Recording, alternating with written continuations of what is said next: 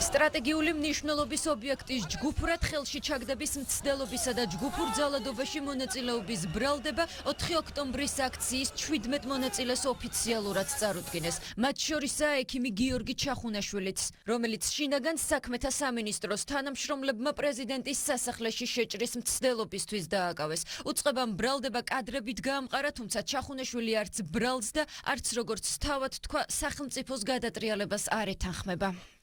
მშვიდობიანი აქცია იყო ისა, არავის არაფრის გადატრიალება და გადმოტრიალება არ უნდა და ამას არ ვეთანხმები. ის არ აღიარებს და არ ეთანხმება წარდგენილ ბრალდებას. არანაირი საფუძველი არ არსებობს, რომ მას შეეფარდოს პატიმრობა, ვინაიდან მის მიერ რაიმე ძალისმიერი ქმედების განხორციელება არ მომხდარა, მხოლოდ და მხოლოდ ის იყო ათონელის სასახლესთან იმ მიზნით, რომ თუ იმას დაჭირდებოდა რაიმე სახის პირველადი დახმარება გაეწია მათთვის. ექიმ გიორგი ჩახუნაშვილს სავარაუდოდ გირაოს საფუძველზე გაათავისუფლებენ.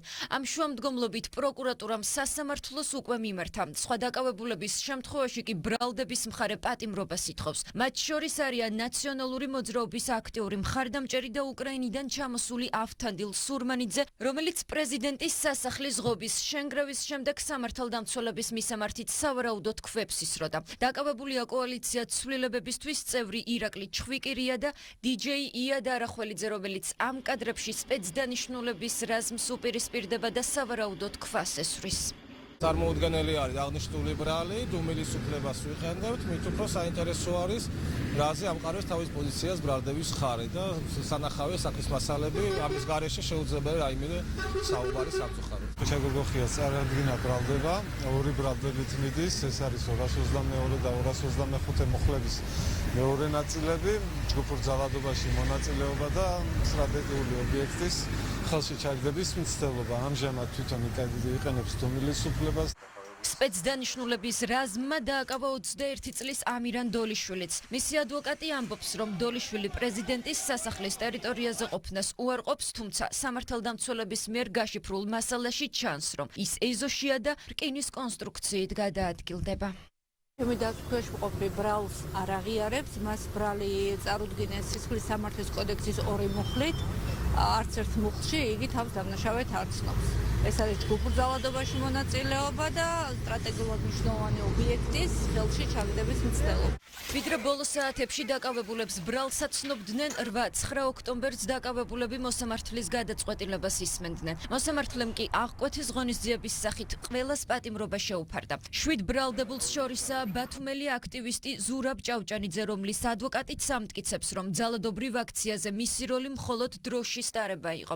დაკავებულ კონსტანტინე კოკაიას ადვოკატი კი მოსამართლეს არ წმნებდა, რომ ბრალდებულს მძიმე დაავადებები აქვს და სახლში უნდა გაუშვან, თუმცა უფლებადამცველს ამის დამადასტურებელი დოკუმენტაცია არ წარმოუდგენია.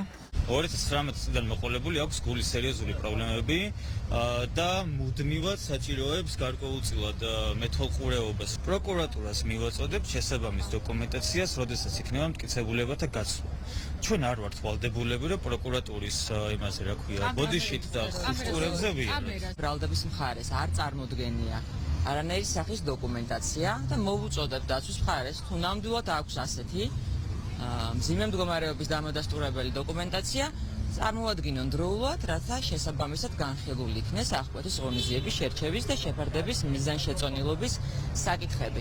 სტრატეგიული მნიშვნელობის ობიექტში შეჭრისა და მისი დაკავების მცდელობის ამსახველი ვიდეო მასალა დღის ბოლოს პროკურატურამ წარადგინა და ბრალდებულთა ქმედებების საზოგადოებას დეტალურად გააცნო. ჯგუფური ძალადობის უკვე დაკავებული ორგანიზატორების მოწოდებების შესაბამისად სტრატეგიული ობიექტის ხელში ჩაგდების მიზნით იერიშში მიიტანეს და ფიზიკური ზემოქმედები დააზიანეს საქართველოს პრეზიდენტის ადმინისტრაციის შენობის დამცავი ღობე და ეზოში შეიჭრნენ.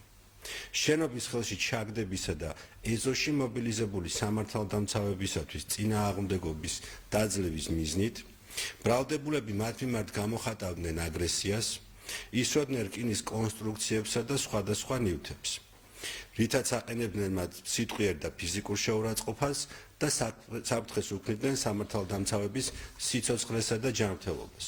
ვერშემდგარი დამხობის მცდელობის საქმეზე 46 ადამიანია დაკავებული, მათგან 6 ორგანიზატორია, დანარჩენი კი მონაწილე. მათ ნაწილს 6 წლამდე, ნაწილს კი 9 წლამდე პატიმრობა ემუქრებათ.